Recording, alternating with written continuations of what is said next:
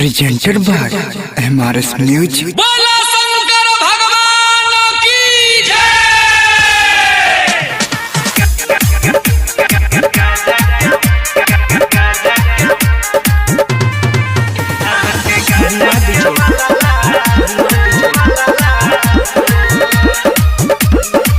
हमर कलाई दुखैया यो स्वामी अहाँ के गाजा के मलला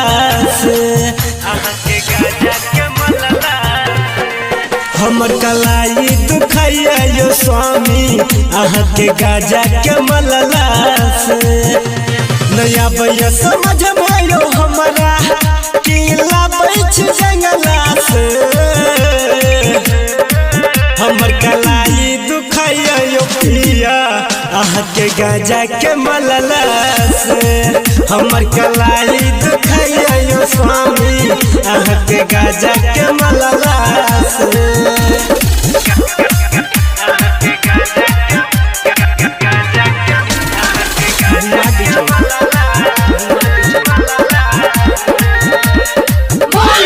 कुछो जल्दी बोले छी तो जाय छी खिसियाइयो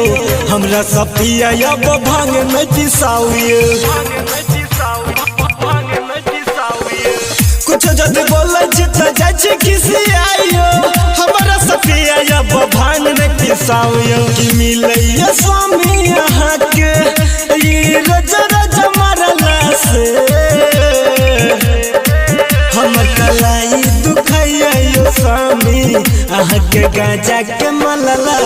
से हमर कलाई दुखैया यो पिया अहाँ के गाजा के मलला से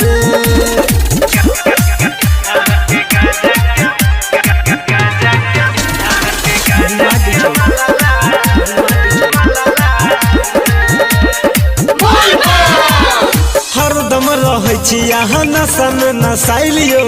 चढ़ गेलै सावन कने दियो समाइलियो हरदम रहै छी अहाँ नशा में नसाइलियो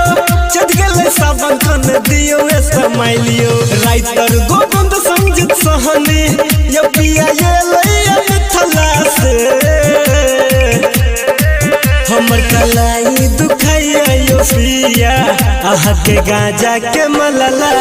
से हमर कलाई दुखैया यो स्वामी अहाँ के गाजा के मलला से।